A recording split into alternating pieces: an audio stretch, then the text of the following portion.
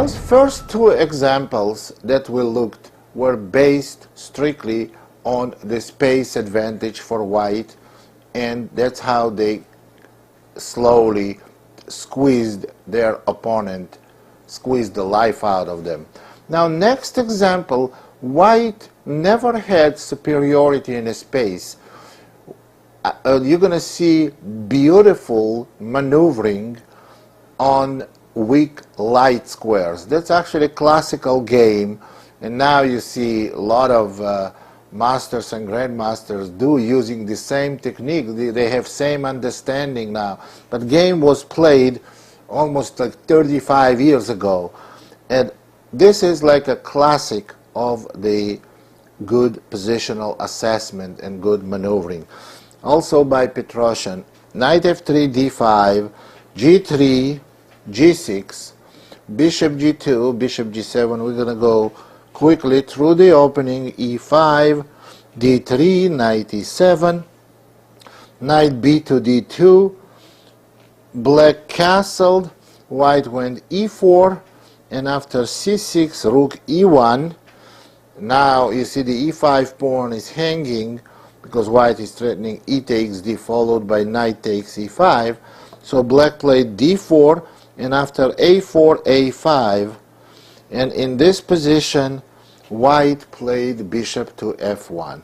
Now, why bishop f1? What does bishop f1 do? White tries to open generate some play on a queen side, and d3 pawn has to be protected. They couldn't play c3 right away because after d takes c and b takes c, queen takes d3 will win a pawn for black. So bishop f1. So I think we should start paying attention once we got the position where we have a good chances for positional squeeze. So bishop f1, c5. This move I really think is a big mistake. The reason why this is a mistake because weakens c4 and b5 square. So c4 square becomes permanent outpost for white, and with a pawn on c6, black had a chance to cover c4 square. Now, black played c5, white played c3, knight e2, c6, knight c4, and knight a6. Now h4, h6, h5. This is very interesting maneuver. This is typical positional pattern. This one. White does not play h4 and h5 to take on g6 and to mate black on h-file, because there's going to be a while before any piece comes to h-file. That's not it. So white just wants to take on g6 to get good pawn structure and to eliminate black's f-pawn, and later on maybe going f4. So black's reaction is natural, may not necessarily be correct one, but h5, g5. Now white plays bishop e2. Now this move is understandable because they don't want to lose a pawn after bishop g4. Now after bishop e2, bishop g4 will be met by knight h2. Now what did white accomplish playing h5? White accomplished that made weak light squares which they can possibly occupy, and you're going to see in a very near future this will be done. That will totally kill black's dark square bishop. So after bishop to e2 and bishop e6, knight f3 goes to d2. That's a good move because we want to protect knight with the knight to maintain the outpost on c4. Knight to f to d2, knight c7. You see, white wants to play bishop g4, and there is no way black can stop it. Bishop g4 is the next move. f5 will be big mistake because e takes f, bishop takes f5, and knight e4. now white has totally dominating knights in the center, and stopping bishop g4 by playing queen d7 or queen c8 is not possible because of knight b6 fork. So black cannot stop white from playing bishop g4. They went knight c7, bishop g4, and bishop g4 is a pawn sacrifice. Now what happened after bishop g4? Black played d takes c, b takes c, and queen takes d3. Now we're going to see real positional assessment of this position, such as this. Bishop takes e6, knight takes e6. It doesn't look like white is more active than black. Besides, black has an extra pawn. Black's position is really bad here. White played rook e3 just to protect the c3 pawn, queen d8, and now white played rook b1, and after rook b8, queen e2. Now let's assess this position. c4 square is the permanent square for white's knight. White will go on knight b6 and knight c4. And now compare those knights that totally centralized to black's knights. Both knights together, they don't have one active square. They don't have any future in this position. So knight standing in a active position in the center, it does not mean much unless there is a future for this knight. There is absolutely no future. c3 and g3 pawns, they cover all entry points from these knights. Meanwhile, white has dominating knight on c4. Queen e2, knight to e7, knight b6, queen c7, and knight d to c4, rook fd8. See, the black had no way to protect the a pawn. Now white takes the a pawn, and after knight c8 goes knight a to c4. Now they got their pawn back, and black has all the light squares extremely weak. Knight takes b6, knight takes b6. This position is a total disaster for black, and it's absolutely lost because white has this open b file, centralized knight. They can put on c4 or d5, and very weak f5 square potentially. Black has bad bishop on g7, knight on e6 that placed okay but has absolutely no places to go and no functions to perform. So that's why this position is absolutely lost for black. Queen c6, a5, knight c7. Black is trying to do something with this knight. At least they covered the d5 square. So bishop a3, bishop f8, just waiting move, king g2, bishop e7, knight to c4 by white, f6, rook to b6. You see how white's pieces completely smothering black's position. Rook to b6, queen to a4, queen to a2. That's because it's not because white has done something bad and black played bad. Black played bad getting to the position with so many weaknesses. And after that, whatever white did was more than enough to win. After queen a2, king g7, rook to f3, you see the clear threat, knight takes e5 and queen f7 check. So black played rook d7, and after knight takes e5, they resign, because if black takes, that's total disaster. After queen f7 check, king h8, rook takes h6, checkmate. This is a beautiful example of taking advantage of weak light squares and maneuvers that white did. And the pawn sacrifice was very temporary because white sacrificed pawn that black had never had a chance to consolidate their positions, and a total triumph for white's strategy. Next game we're going to see is between, at that time, top two grandmasters in the world, Enrique Making and also Petrosian.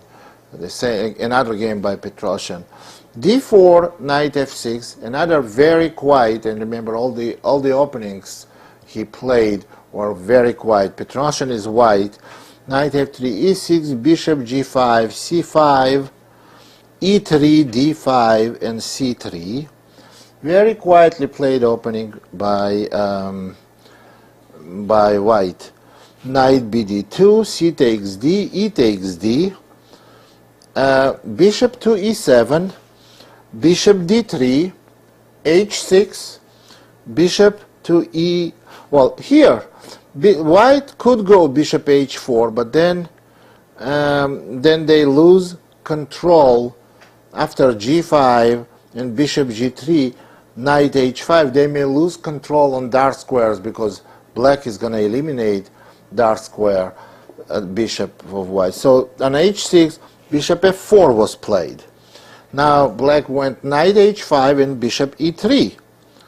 Now, and knight f6, and now white played knight e5. Now white played knight e5. They want to play f4 and support this knight on e5, and it's going to be very, very difficult for black to do something with this knight on e5. For example, if they take the knight on e5, that will give him very, very bad pawn structure. White is going to have great pawn structure, having this pawn chain and open f-file.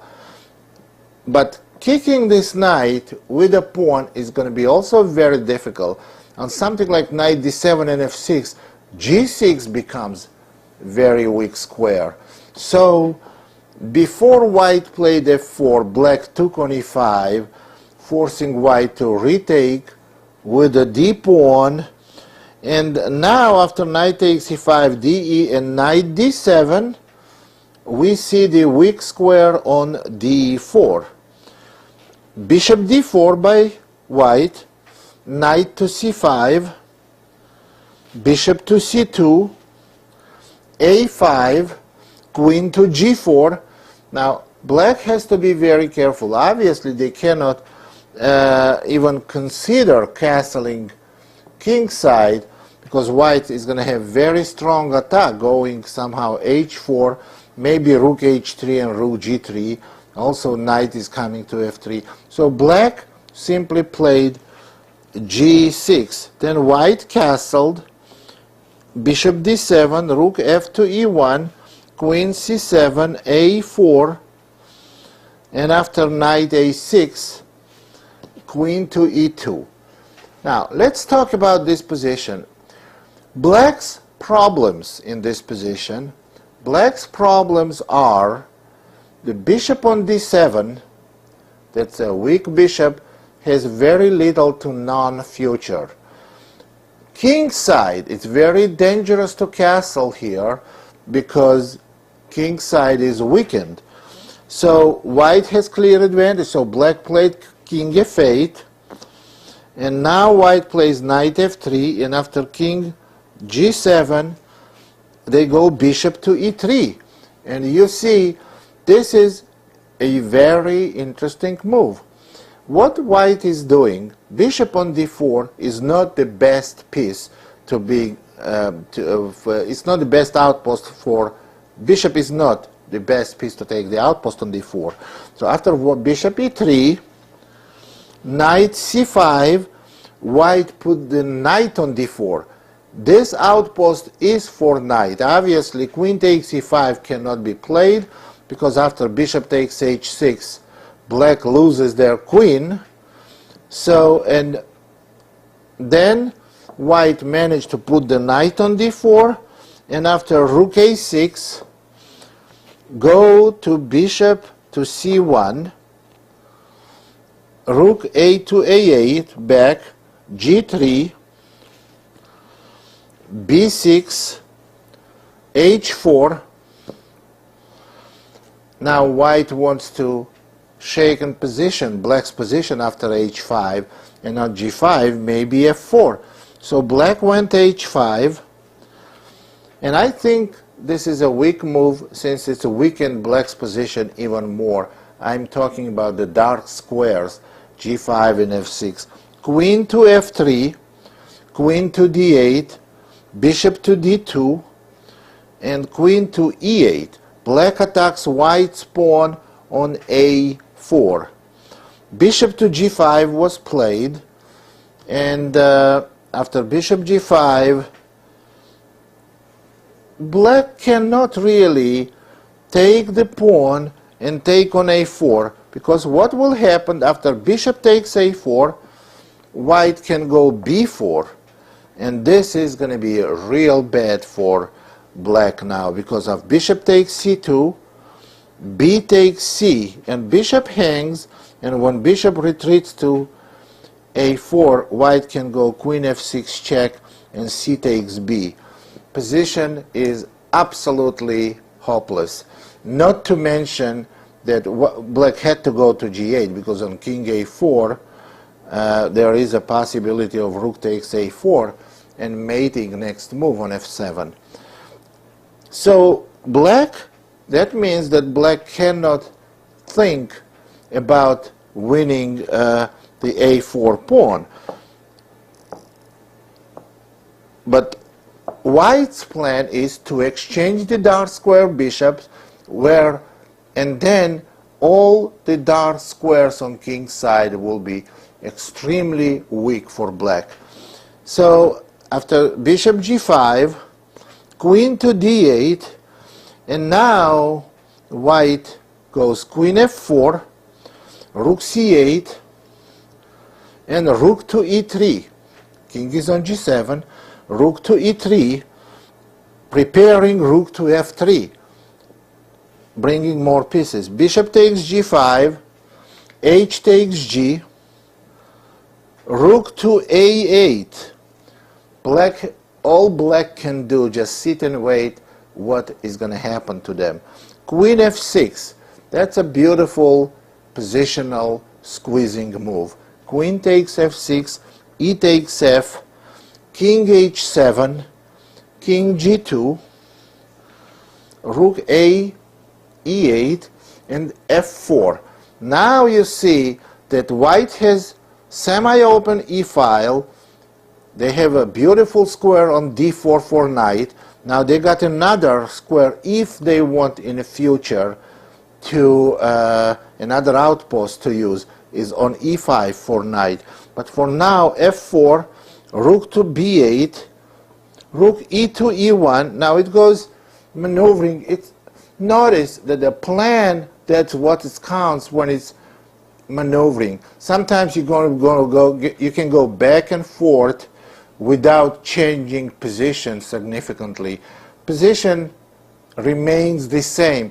White could have played for maybe 20 moves, going with the king back and forth with rooks, but the plan, that's what counts. Knight b7, rook h1. Now they want to go g4, king g8, knight f3. There it is. Knight is going to e5, knight d6, knight to e5, and on bishop e8, bishop to d3.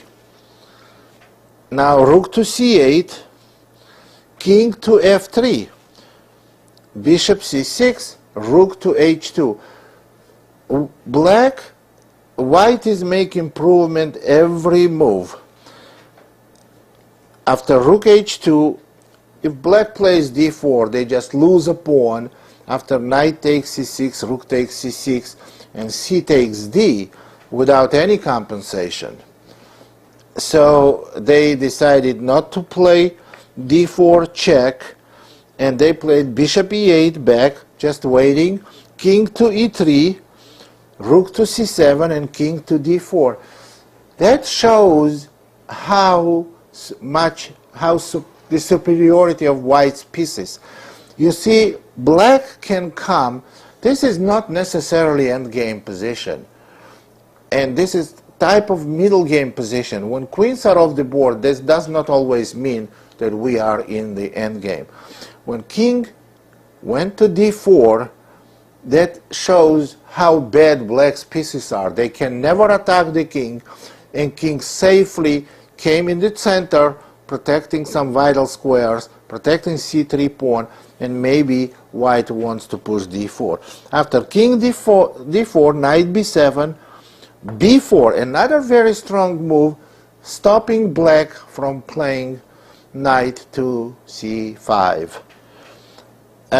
In this position, after knight b7, b4, knight to d8, black wants to play knight c6, somehow exchange some of pieces, some of white's pieces that won't let them breathe freely. So after knight to d8, rook to h4, what white wants to do, they want to play rook h1 and g4. They don't want black to play h4 and just win a pawn. They are going for whole thing on the king's side, for a mating attack. So rook to h4 is a very strong move. And after rook to h4, black played knight b7 again. Rook to a2. This position can be won several different ways. White just chooses one. And Petrosian, with his style, he was never rushing to winning position quickly. He wanted to make sure there is no counterplay was given to his opponent. After knight d6, rook to h1. Well, b5 would have been very good. Well, rook h1, knight b7, and now white went b5, and after knight c5, bishop to c2, knight d7, rook to a3, and knight c5, and now finally white played c4. Well, what is white doing here? And after dc, knight takes c4. Sometimes it's good when you have big positional advantage, and practically white is playing with an extra rook, because rook on h8 is absolutely out of the game. So after c4, knight to d7, rook to c3. You see, they want to open position and get in and play the middle game position or with the extra rook on the board. So rook c3, knight takes e5, now king takes e5. This is total domination of white with white king. The king takes e5 and d takes c, and now bishop to e4, rook c8. White can wait with taking the c4 pawn. They went after rook to c8, king to d6, and now you see we reached position where black has no moves. On king h7, by the way, there will be rook takes h5, very decisive shot. So after king d6, rook to c5, rook h to c1, black went h4 and resigned at the same time. Now white can simply play rook takes c4, rook takes c4, rook takes c4, and after hg, simply rook c8, because g3 pawn is not really going anywhere. And on king h7, simply king e7, trapping the bishop on e8 and simply ending the game. Another beautiful masterpiece, and squeezing with a beautiful maneuvering, squeezing the life out of bad pieces by black. So this is very well played game by white. This is Grandmaster Damian Lemos here for onlinechesslessons.net. First of all, I hope you enjoyed this video. If you would like to receive more free chess videos from us, you can just click the subscribe button below. I would also highly recommend signing up for my free mail course, the 10 Grandmaster Secrets to Dominate Chess. During this exclusive course from onlinechesslessons.net, I'll share with you my own Grandmaster shortcuts to effective attacking, defending, and growth hacks to improving your chess without complicated books or memorization. So sign up by clicking the sidebar on the right, and I know you won't be disappointed. Once more, this is Damien for onlinechesslessons.net, and I'll see you in my videos. Thank you.